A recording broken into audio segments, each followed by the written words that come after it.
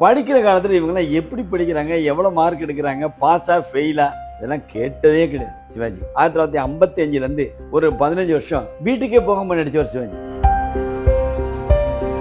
பாசமலரை பல பேர்கிட்ட கேட்டாங்க ஹிந்தியில் எடுக்கிறது, பயந்துட்டாங்க. அசோக்குமார் ஒருத்தர் நடிச்சு முடிச்சுன்னா சிவாஜிட்ட என்ன கேட்டால், நான் எப்படி நடிச்சிருக்கேன் கணேசன் கேட்டேன். இல்லைப்பா நல்லா நடிச்சிருக்கேன், நீங்கள் பாசமலரில் நடித்ததில் 40% நான் நடிச்சிருந்தா கூட எனக்கு போதும் வாழ்க்கையில் அப்படின்னு சொல்லி. அந்தமான் கைதி, நாம் 2 படம் தொடர்ந்து ஃபெயிலியர் ஆன சிவா எம்ஜிஆரை யாருமே புக் பண்ணல. எம்ஜிஆருக்கு தன்னுடைய வாழ்க்கையில், திரையுலக வாழ்க்கையில் ஒரு டேர்னிங் பாயிண்ட் வந்ததுன்னா அது மலைக்கல்லன் தான். அந்த கதை சிவாஜி. சிவபெருமான் வேஷத்தெல்லாம் போடுறதுக்கு எவ்வளவு தைரியம் வேணும் ஒரு ஆள், அதை போட்டாரு. அதை மீசையை பாருங்க, திரியை விட்டு சிவபெருமான் மீசையை திரியை விட்டுருப்பாரு. ஏற்கனவே 1000 ஆண்டுகளுக்கு முன்னாடி வாழ்ந்த மனிதர்களும் சரி, கடவுள்களையும் சரி, மீண்டும் நம்ம கண்முன்னே நடமாட வச்ச பெருமை சிவாஜி வச்சு. நீ எம்ஜிஆர் வாழ்க்கை வரலாறு பண்ணுங்க, உங்களுக்கு காரு, ஃப்ளாட்டு, பணம் எவ்வளோன்னு தர்றோம்னு சொல்லி எம்ஜிஆரை ரசிக்கிறாங்களே எத்தனை வருஷமா. அவங்கள காட்டிலும் என்னால் எம்ஜிஆரோட வாழ்க்கை வரலாறு சிறப்பாக சொல்ல முடியும். ஆனால் சொல்ல விரும்புகிறேன். ஸ்டானிஸ்லாவஸ்கி எழுதிய மெத்தட் ஆக்டிங்கிற புக்லேருந்து 3 புக்கையும் ஆட் பண்ணிங்கன்னா 48 ரூல்ஸ். இந்த 48 ரூல்ஸுமே சிவாஜி தன்னை அறியாமல் நடிச்சிருக்காரு. திரைமொழி நேயர்களுக்கு வணக்கம். டாக்டர் மருதுமோகன் ஒருத்தரை பத்தி ஆய்வறிக்கை சமர்ப்பிக்கணும் அப்படின்னாலோ, இல்ல ஒருத்தரை பத்தி முழுசா ஒரு ரிசர்ச் எடுக்கணும் அப்படின்னாலோ பல விஷயங்களை கடைபிடிக்க வேண்டியது இருக்கு. அதை எந்த வயசுல வேணாலும் பண்ணலாம் அப்படிங்கிறத சாதித்து காட்டுற ஒரு நபர் நம்ம கூட இணைந்திருக்காரு. இவர்கிட்ட நிறைய விஷயங்கள் நம்ம கேட்டு தெரிஞ்சுக்க வேண்டியது இருக்கு. வாங்க நிகழ்ச்சிக்கு போகலாம். வணக்கம் சார். வணக்கம். எப்படி இருக்கீங்க? நல்லா இருக்கேன். இப்போ நிறைய நடிகர்களுக்கு, இப்போ விஜய் அவர்கள் பார்த்தீங்கன்னா முதல்வன் படம் அவர் பண்ணியிருக்க வேண்டியது, அது அவர் டேட் கிடைக்காத பிரச்சனைனால அர்ஜுன் பண்ண வேண்டியதாக போச்சு. அதே மாதிரி சிவாஜி கணேசன் அவருடைய படத்தை வேற ஒரு நடிகர் பண்ணி அது மிகப்பெரிய வெற்றியானது உண்டா, இல்லை இவர் நிராகரித்த படங்கள் இவர் பண்ணியிருந்தா இன்னும் சிறப்பாக இருந்திருக்குமேங்கிற படங்கள்லாம் உண்டா? இல்லை, அப்படி ஒன்றும் இல்லை. 54ல் சிவாஜிக்கு 10 படங்கள் புக் ஆயிடுச்சு. அந்த நேரத்தில் புரட்சி நடிகர் எம்ஜிஆருக்கு 2 படம் வெளியே வந்துச்சு. அந்தமான் கைதி, நாம் 2 படமும் ஃபெயிலியர். 2 படம் தொடர்ந்து ஃபெயிலியர் ஆன சிவா எம்ஜிஆரை யாருமே புக் பண்ணல. அவர் அப்படியே உட்காந்துருக்காரு வீட்டில், ஒர்க் இல்லாமல். இது சிவாஜிக்கு மனசு வருத்தப்படுவார். என்ன ஒரு ஒர்க் இல்லாமல் அண்ணன் வீட்டில் இருக்கார் அப்படின்னு. அந்த நேரத்தில் மலைக்கல்லுங்கிற கதை இவருக்கு வந்துச்சு. சிவாஜிக்கு சொன்னாங்க. பட்சிராஜா ஸ்டுடியோ அதிபர் ஸ்ரீராமுலு நாயுடு தான் அந்த கதையை கொண்டு சிவாஜிகிட்ட சொன்னது. அந்த கதையை அவர் எம்ஜிஆர்கிட்ட கொடுத்து பண்ண சொல்லிட்டார். எம்ஜிஆருக்கு தன்னுடைய வாழ்க்கையில், திரையுலக வாழ்க்கையில் ஒரு டேர்னிங் பாயிண்ட் வந்ததுன்னா அது மலைக்கல்லன் தான். 6 தியேட்டரில் வெள்ளி விழா ஓடிச்சு ஒன்று படம். அந்த கதை சிவாஜி அந்த மாதிரி இருக்குது. மற்றபடி சிவாஜி நடிக்க வேண்டியது இன்னொருத்தர் நடிச்சு யாரும் பயந்த பாளையமணி இருக்குல்ல, அது ஆத்மியில் எடுத்தாங்க. திலீப் குமார் நடித்தார் ஆத்மியில். திலீப் ஆலயமணியும் நீங்கள் ஆத்மியை கம்பேர் பண்ணி போட்டு பாருங்க. இந்த ஸ்க்ரீனை டிவைட் பண்ணி போடுறதெல்லாம் இருக்குல்ல சிஸ்டத்தில், ஒரே நேரத்தில் ஒரே காட்சியை நீ மாற்றி மாற்றி போட்டு பாருங்களேன், நிற்க முடியாது திலீப் குமார் சிவாஜி முன்னாடி. கேட்டிங்களா? இதை நான் ஒரு இதில் கமெண்ட்ஸில் கொடுத்துருந்தேன். சிவாஜி பக்கத்தில் கிட்டக்கே போக முடியல திலீப் குமார்னால அப்படின்னு. அவரும் is considered as the method acting ஆக்டர்னு அதை ஃபாலோ பண்ணுறவருன்னு சொல்லுவாங்க வேறு திலீப் குமாரை. நான் இதை கமெண்ட்ஸ் போட்டேன்னா நியூசிலாண்ட்லேருந்து ஒரு கால் வந்துச்சு எனக்கு. ஒரு பையன் பேசினார், நான் உங்களுடைய கமெண்ட் படித்தேன், நான் திலீப் குமார் படத்தெல்லாம் பார்த்துருக்கேன், சிவாஜி படம் பார்க்கல, ஆனால் உங்கள் கமெண்ட்டை பார்த்தா எனக்கு ரொம்ப, எங்கள் அப்பாட்ட போய் டிஸ்கஸ் பண்ணேன். Basically I am Malayali, Keralite. எங்கள் அப்பாட்ட பேசினேன். எங்கள் அப்பா நீ போட்டு பாரு சிவாஜி கணேசன் நடிப்பேன் அப்படின்னு. போட்டு பார்த்தேன், நீங்கள் சொல்ல 200% கரெக்ட் அப்படின்னார். அந்த மாதிரி சில பேர் நடிக்க மாட்டேன்ட்டாங்க. பாசமலரை பல பேர்கிட்ட கேட்டாங்க ஹிந்தியில் எடுக்கிறதுக்கு, பயந்துட்டாங்க. இதே திலீப் குமார் அதெல்லாம் நம்ம நினைக்கிற மாதிரிலாம் ஈஸி கிடையாது சிவாஜி பண்ணதில். அது கடைசியில் அசோக்குமார் ஒத்துக்கிட்டார். அசோக்குமார் ஒத்துட்டு நடிச்சு முடிச்சுன்னா சிவாஜிட்ட என்ன கேட்டால், நான் எப்படி நடிச்சிருக்கேன் கணேசன் கேட்டிருக்காரு. இல்லைப்பா நல்லா நடிச்சிருக்கேன், நீங்கள் பாசமலரில் நடித்ததில் 40% நான் நடிச்சிருந்தா கூட எனக்கு போதும் வாழ்க்கையில் அப்படின்னு சொன்னார். ஏன்னா அப்படி எல்லாரும் பார்த்து மிரண்டு போயிட்டாங்க சிவாஜி கணேசனை பார்த்துட்டு. இப்போ அவர் ஒரு கை விளங்காத மாதிரி பாகப்பிரிவினை வச்சுருப்பார்ல, அது எல்லா கதையும் எல்லா பேர்ட்டையும் போச்சு. அந்த கதை யாரும் நடிக்க பயந்தாங்க. சுனில் தத் மட்டும் நடித்தார். அதுலேருந்து சுனில் தத்துக்கிட்ட ரொம்ப க்ளோஸாக இருப்பார். அப்புறம் இவர் அமரதீபம் நடித்தார். அது அந்த கதை ஸ்ரீதர் ஸ்ரீதர். அதை ஹிந்தியில் எடுத்தாங்க, அமர்தீப்னு. ம். அதை நடிச்சது தேவானந்த். ம். தேவானந்த் நடித்தார். அதில் வந்து சிவாஜி தேவானந்த் ரொம்ப க்ளோஸு. அதில் பாட வந்தவங்க வந்து லதா மங்கேஷ்கர்கிட்ட க்ளோஸு. ஹிந்தி பட உலகத்தில் ரொம்ப வேகமாக சிவாஜி கணேசன் புகழ் பரவிட்டே இருந்துச்சு. ஓகே. அப்படிப்பட்ட ஒரு நடிகர் அவர். ஒரு ஆய்வறிக்கை சமர்ப்பிக்கும் போது அதுல வந்து உண்மை தகவல்கள் எவ்வளவு இருக்குன்னு பார்க்கணும். இப்போ அந்த ஒரு நபரை பத்தி நம்ம எடுக்கிறோம் அப்படின்னா அவர்கிட்ட பழக வாய்ப்பு கிடைக்காமயே அவர் பத்தின ஒரு ரிசர்ச் நம்மளால பண்ண முடியுமா? அது எந்த அளவுக்கு உண்மையானதா இருக்கும்? நீங்க சிவாஜி கணேசன் அவர்கள் பத்தின ஒரு ஆய்வறிக்கை சப்மிட் பண்ணும்போது அதுல வந்து ஏதாவது தவறான தகவல்கள் இருந்தது கண்டுபிடிக்கப்பட்டதா? அது திருத்தினீங்களா? இல்லை, அந்த மாதிரி எதுவும் இல்லை. ஆனால் அவர்கிட்ட அதுக்கு முன்னாடி நான் பழகினேன்ல. இந்த பிஹெச்டி பண்ணிக்க போகிறது 2010 தான். அவர் 2001 இறந்துட்டார். நான் அதுக்கு முன்னாடியே சிவாஜி வீட்டுக்கு போவேன், அவர் கூட உட்காந்து பேசிகிட்டு இருப்பேன், சாப்பிடுவோம், எல்லாம் சொல்லுவோம். அவருடைய கேரக்டரை பற்றிலாம் நான் அனலைஸ் பண்ணி வச்சுருந்ததெல்லாம் தான் என்னோடய ஆய்வில் நான் யூஸ் பண்ணேன்.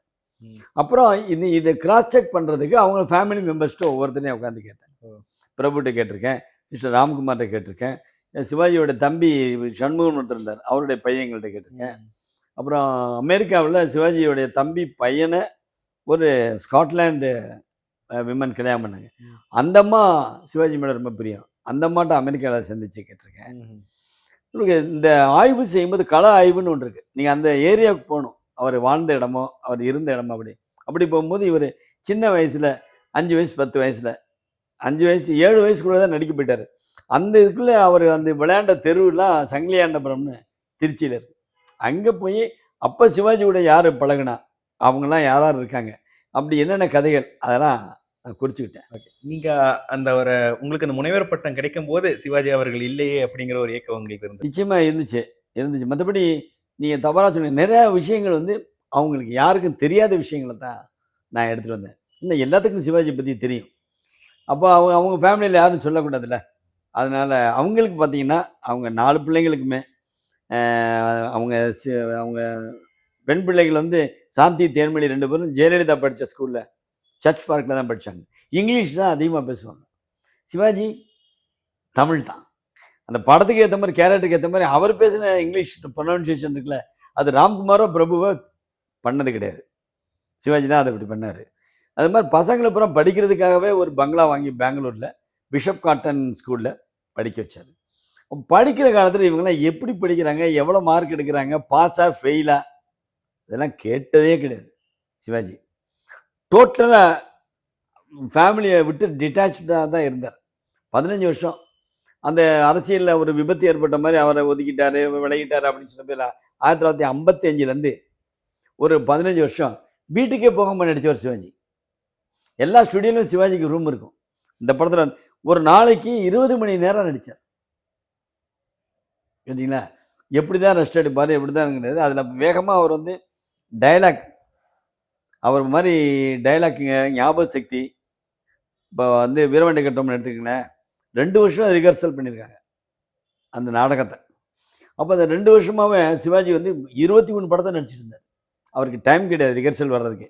இங்கே ஒரு ஆளை விட்டு கட்டபொம்மன் பேச வேண்டிய வசனத்தெல்லாம் வாசிக்க சொல்லி கேட்டுக்கிட்டே இருப்பார். அவ்வளோதான். அப்புறம் நாடகத்தில் வந்து அதை அப்படியே பேசினார். இதே தான் உயர்ந்த மனிதன், இதே மாதிரி தான் தங்கப்பதக்கம். அப்புறம் காலப்போக்கில் நீங்கள் நிறைய பேர் சொல்லுவாங்க, சிவாஜி கணேசன் வந்து டைலாக்லாம் கண்ணை மூடிட்டு கேட்பார், அப்புறம் அங்கே போய் எத்தனை பக்கமாக இருந்தாலும் பேச ஆரம்பிச்சிடுவாருன்னு சொன்னாங்க. இந்த திறமையெல்லாம் அவருக்கு ஆண்டவன் கொடுத்த ஒரு கிஃப்ட்டு. அப்புறம் அந்த மனோகரா படத்தில் பார்த்தீங்கன்னா, ஏற்கனவே சொல்லியிருக்கேன், தமிழ் டைலாக் பேசி முடிச்சுன்னு அதே டைலாக்கை தெலுங்கில் திருப்பி பேச முடியுமான்னு அந்த டைரக்டர் கேட்டிருக்காரு. பேசுவேன் அப்படின்னு. எப்போ எடுக்கலான்னு, இப்போ கூட எடுக்கலான்னு எழுதி கொடுங்கன்னு எழுதி வச்சுட்டு உடனே அதே டைலாக்கை தெலுங்கில் பேசியிருக்காரு. இந்த மாதிரி அபரிதமான ஆற்றல் வந்து சிவாஜி கணேசன்கிட்ட மட்டும்தான் இருந்தது, வேறு எந்த நடிகர்ட்டும் இல்லை. நான் இதெல்லாம் கேள்விப்பட்டு தான் நான் பண்ணேன். அப்புறம் அவர் கூட நடித்தவங்க காக்கா ராதாகிருஷ்ணன் தேவர்மனில் வர்றார்ல, அவர் அப்போ இருந்தார். நான் எழுத ஆரம்பிக்கும் அவரை சந்தித்து கேட்டிருக்கேன். அப்புறம் கே சீனிவாசன் அப்படின்னு கேஎஸ் சீனிவாசன் நினைக்கிறேன், கர்னலில் என்டி ராமராவுக்கு குரல் கொடுத்துருப்பார், வாய்ஸ் கொடுத்துருப்பார். அவர் உயிரோடு அப்போ இருந்தார், 90s அப்போ அவருக்கு. அப்போ அவரை வீட்டில் போய் பார்த்து பேசினப்போ சொன்னார், நான் 5 வருஷம் சிவாஜியை விட சீனியர் நாடக உலகத்தில், நானும் காக்கா ராதாகிருஷ்ணனும். ஆனால் எங்களை 5 வருஷமாக மேடை ஏற்றலை. இவர் நடிக்க வந்த 10வது நாள் மேடை ஏறிட்டார். அந்த வாத்தியார் கண்டுபிடிச்சாங்க இவர்கிட்ட அபரிதமான திறமை இருக்குன்னு. அதுலேருந்து நாங்கள் வந்து சீனியராக இருந்தாலும் சிவாஜியை வந்து குருவாக ஏற்றுக்கிட்டோம். அப்படிப்பட்ட விஷயங்கள் எல்லாம் இவருக்கு சின்ன பிள்ளையிலேருந்தே இருந்திருக்கு. அதனால் இவர் நடிக்கிறதுக்குன்னே ஒரு அவதாரம் எடுத்த மாதிரி இவர் இருந்தார். சிவபெருமான் வேஷத்தெல்லாம் போடுறதுக்கு எவ்வளவு தைரியம் வேணும் ஒரு ஆளுக்கு, அதை போட்டார். அதை மீசையை பாருங்கள், திரிவி விட்டுருக்கு. சிவபெருமான் மீசையை திரிவி விட்டுருப்பார். நமக்கு அதெல்லாம் தெரியாது. நம்ம ராஜராஜ சோழன் ஏற்கனவே 1000 ஆண்டுகளுக்கு முன்னாடி வாழ்ந்த மனிதர்களும் சரி, கடவுள்களையும் சரி, மீண்டும் நம்ம கண்முன்னே நடமாட வச்ச பெருமை சிவாஜி கணேசனுக்கு உண்டு. அப்போது இது இப்படி பிளண்ட்டாக சொல்லாமல் இதை வந்து தொல்காப்பியம் மாதிரி இலக்கியத்திலேருந்து ஸ்டானிஸ்லாவஸ்கி எழுதிய மெத்தட் ஆக்டிங்கிற புக்கிலேருந்து, மெத்தட் ஆக்டிங்கில் ஒரு 3 புக்கு எழுதியிருக்கார் ரூல்ஸ். அந்த ஸ்டானிஸ்லாவஸ்கி an actor prepares building a character, creating a role. இது 3லேயும் 16 ரூல்ஸ் இருக்குது. 3 புக்கையும் ஆட் பண்ணிங்கன்னா 48 ரூல்ஸ். இந்த 48 ரூல்ஸுமே சிவாஜி தன்னை அறியாமல் நடிச்சிருக்காரு. இதை பூரா வந்து அந்த இல்லஸ்ட்ரேஷனோட நான் புக்கில் எழுதியிருக்கேன். இந்த புக்கில் இப்படி பண்ணியிருக்காரு, இதில் இப்படி. அது மாதிரி ஒத்தல்லோ அப்படிங்கிற ஒரு நாடகம், ஷேக்ஸ்பியர் எழுதின நாடகத்திலே ரொம்ப பிரபலமான நாடகம். அந்த கேரக்டர் இந்தியாவில் நடித்தது சிவாஜி கணேசன் மட்டும்தான். ஹிந்தியில் கூட யாரும் நடிக்கலை, பயந்தாங்க. அது வந்து இங்கிலீஷ் டைலாக்கு.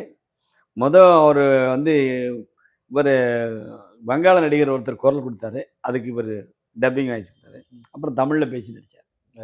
அப்படி சொல்லிகிட்டே போகலாம் சிவாஜியை பற்றி. நீங்கள் சிவாஜி கணேசன் மாதிரி நான் வேற ஒருத்தரை பற்றியும் நான் வந்து இது மாதிரி ரிசர்ச் பண்ண நினச்சேன், அது நடக்கலை, அது அந்த அளவு என்னால் முடியலை, இல்லைனா இனியும் ஐடியா இருக்குது, இதுக்கு மேலே நான் பண்ணுறதுக்கான வாய்ப்புகள் இருக்குது அப்படின்னு யாராச்சும் இருக்காங்களா?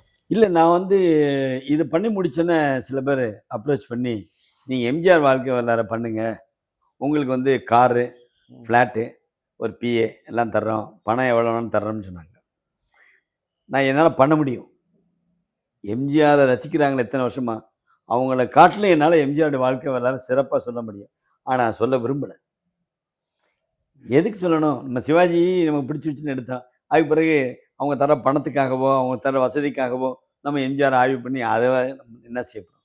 ஏன்னா சிவாஜியை பற்றி ஆய்வு பண்ணுறதுக்கு முன்னாடி எம்ஜிஆரை பற்றி 25 புத்தகங்கள் வாங்கி படித்தேன். அவர் என்னென்ன பண்ணார், எப்படி எப்படி வளர்ந்தார், எப்படி ட்ராமாவில் கஷ்டப்பட்டார், அதெல்லாம் தனியாக படித்து வச்சுக்கிட்டேன். சரி, சிவாஜி கூட இருந்த ட்ராமாவில் நடித்த வி.கே. ராமசாமி, காக்கா ராதாகிருஷ்ணன், இவங்கெல்லாம் என்ன சொல்கிறாங்கங்கிற தனியாக வச்சுக்கிட்டேன். நடிகவேல் எம்.ஆர். ராதா. எம்.ஆர். ராதா வந்து சிவாஜி கணேசனை வீட்டுக்கு வந்து இதனுடைய நாடக ட்ரிப் கூட்டிகிட்டு போகும்போது அவருக்கு 34 வயசு, இவருக்கு 12 வயசு. நம்ம யோசிச்சு பாருங்கள், ஒரு 34 வயசு நடிகர், எஸ்டாப்ளிஷான நடிகர், 12 வயசு பையனை நீ என் கூட தான் வரணும், என் ட்ராமா ட்ரிப்பில் தான் சேரணும் அப்படின்னு கூட்டி போகிறாரு பார்த்தீங்களா? அதெல்லாம் பெரிய விஷயம். ஸோ அதனால் என்னால் பண்ண முடியும். பண்ணால் எம்ஜிஆரை பற்றி தான் பண்ணணும். ஆனால் அவருடைய வாழ்க்கையும் ஆய்வு செய்யக்கூடியது தான். அதை நான் பண்ண விரும்பலை.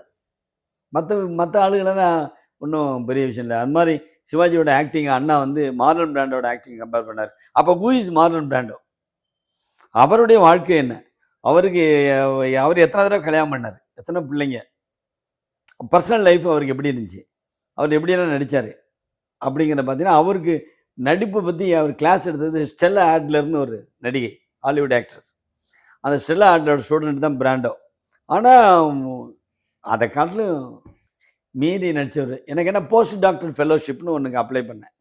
அது வந்து compare and contrast with Marlon Brando அப்படிங்கிறது தான் நான் பண்ண நினச்சது. 2 யூனிவர்சிட்டிலேருந்து லெட்ரு வந்துச்சு, ஆக்லாண்ட்லேருந்து அந்த ஏல் யூனிவர்சிட்டிலேருந்து.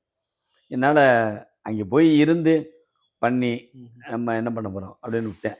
அதனால் எம்ஜிஆர் வாழ்க்கை வரலாறு ஆராயப்பட வேண்டிய விஷயம்.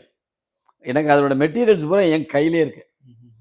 ஆனால் நான் அதை பண்ண விரும்பலை. வந்து என்னை கேட்க வந்தவங்ககிட்ட எனக்கு வேணாம், அது ஒரு மனுஷனுக்கு ஒரு ஸ்டாண்டர்ட் வேணும். சிவாஜி பற்றி பண்ணிட்டோம், அது போதும். இவர் தான் சிறந்த நடிகர் அவரை கம்பேர் பண்ணும்போது, அவர் தான் சிறந்த அரசியல்வாதி இவரை கம்பேர் பண்ணும்போது. அதனால் வேணா எம்ஜிஆருடைய அரசியல் வெற்றி காரணம் என்னன்னு பண்ணால் அது கூட நான் பண்ண விரும்புகிறேன். வேறு யாரை பற்றியும் நான் பண்ணுற மாதிரி ஐடியா இல்லை.